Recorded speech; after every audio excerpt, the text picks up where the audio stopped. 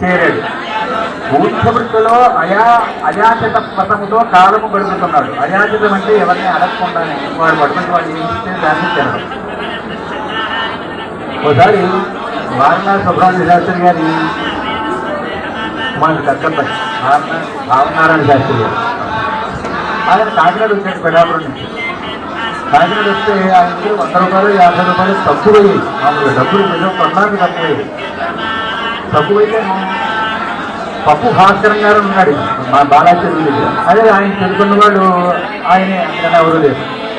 ఆ పప్పు భాస్కరం గారి దగ్గర ఏమంది, నాకు ఒక 100 రూపాయలు 50 రూపాయలు కావాలి మీకు అడిగాడు ఆయన. ఏంటి వారణాసి సుబ్రహ్మణ్య శాస్త్రి గారు కొడుకుంటే నాకు 50 రూపాయలు 100 రూపాయలు కావాలంటే సాధారణంగా ఇచ్చేయాలి. ఇచ్చేయకుండా ఆయన మాట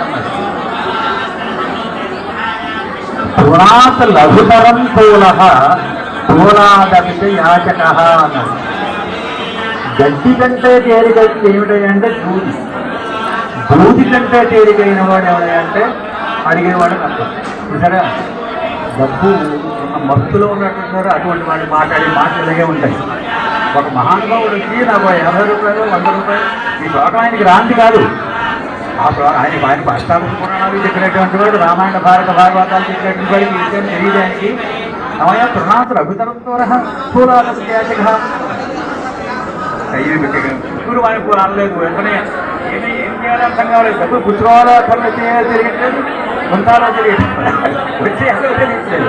సరే ఆ డబ్బు వచ్చిన తర్వాత ఇలాగ మా మామగారితో చెప్పాడు, డబ్బులు ఉన్న వాడి దగ్గర ఎలాగే వాడు ఎలా ఉంటాడో ఒళ్ళు ఎలా ఉంటుందో వాడికి ఈ విషయం తెలుసుకుంటే మనకు అర్థమవుతుంది. పూర్వ విషయం వాడి జ్ఞాపకం మాట్లాడే మాటలు ఇలా మాట్లాడేవాడు చాలా మన అంటే వృత్తి అంటే అయాచితంగా వచ్చేదాన్ని వాడు తీసుకుంటూ కాలక్షేపం చేసేవాడు. అలా గౌరవించాడు. తర్వాత మొత్తం ఆయనకి 10 మంది సంతానం కలిగారు.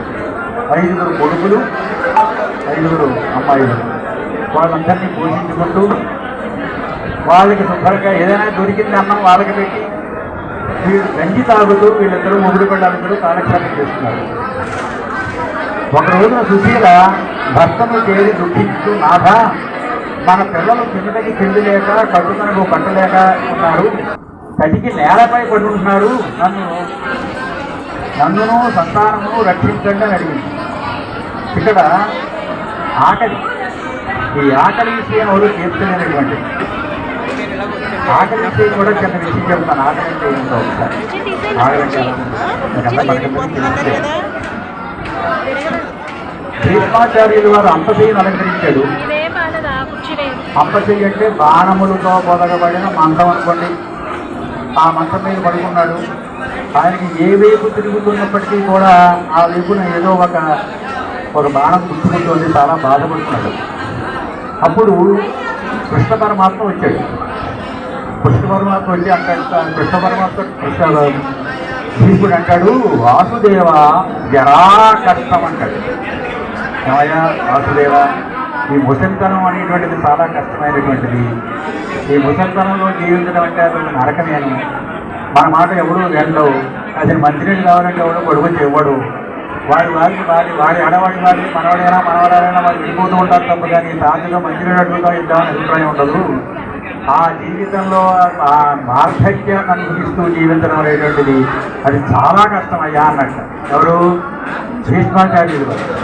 అంటే వార్ధక్యం కష్టమేనన్నమాట అనుకుని ధర్మరాజు అక్కడ పట్టణంలో అడిగితే ధర్మరాజు అంటే ఏం కష్టం కాదు అన్నాడు. కష్టము నిర్ధనతాయమే అన్నాడు. డబ్బు లేకపోవడం అంత కష్టం ఇంకేం లేదయ్యా, డబ్బుంటే అన్నీ వచ్చేస్తాయన్నాడు. ఎవరు? ధర్మరాజు. అంటే ఆయన రాజసూయం చేశాడు. ధనకనక వస్తు వాహనాలన్నీ కూడా కాళ్ళతో సామంతరాజంతా పనిచేశాడు. అంత మహదీశ్వర్యంలో తేలినటువంటి ధర్మరాజు డబ్బు లేకపోవడం అంత కష్టమే కూడా ఏం లేదు. అందుచేత అదే డబ్బు లేకపోవడం అంటే కష్టమే కదా. సరే డబ్బులు రావడం అనేటువంటిది పోవడం అనేటువంటిది చక్రవర్తి పరివర్తంతే దుఃఖానిచ సుఖానిచ అన్నాడు. బండి చక్రంలాగా అవి తిరుగుతూనే ఉంటాయి. ఒకసారి పైకి ఆహార కిందకి వస్తుంది. నువ్వు కూడా మళ్ళా రాజ్యాధికారాన్ని పొందుతావని అని చెప్పేసి చెప్పేసి ధృతరాష్ట్రుడికి వస్తాడు కృష్ణుడు. ధృతరాష్ట్రుడు అంటాడు, అదే ముసలితనము కష్టం కాదు, డబ్బు లేకపోవడం కష్టం కాదు, పుత్రభోగం మహత్ కష్టం అంటే.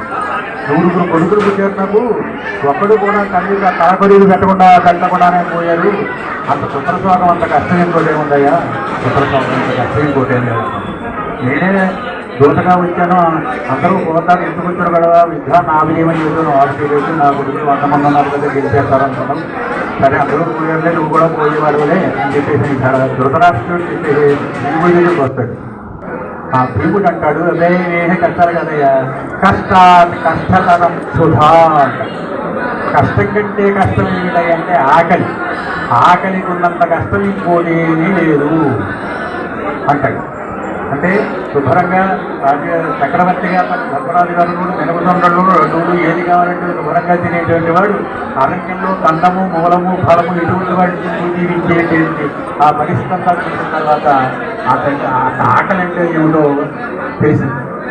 సాధారణంగా ఆకలి వల్లే మనం అనేకమైనటువంటి పిచ్చి పిచ్చి పనులన్నీ చేస్తూ ఉంటాం. సాధారణంగా భార్యాభర్తలలో కూడా ఇలా ఒకళ్ళొకరికి అనుకూలంగా లేకపోవడం, వ్యతిరేకంగా ఉండడం కారణం ఏమిటి అంటే ఆకలి. సాధారణంగా ఉదాహరణకి భర్త లోపలికి వస్తాడు, వస్తే పొద్దున్న ఏదో పట్టరమని చెబుతుంది ఈ పెళ్ళం, అది పట్టరాకుండా మర్చిపోయి వస్తాడు. వెంటనే నేను చెప్పినా మీరు పట్టరారు, ఆ పక్కింటి ఆవిడ చేస్తే మాత్రం సంచి ఊపుకుని పట్టుకొచ్చేస్తూ ఉంటారు. మన పెళ్ళం చెబితే ఎందుకు చేయాలని మీ అభిప్రాయం అని మొదలెడుతుంది. ఈ మొదలెట్టిన తర్వాత ఏమి లేదు, మర్చిపోయినట్టు వెందు. ఆఖరికి వాడు ఏం చేస్తాడంటే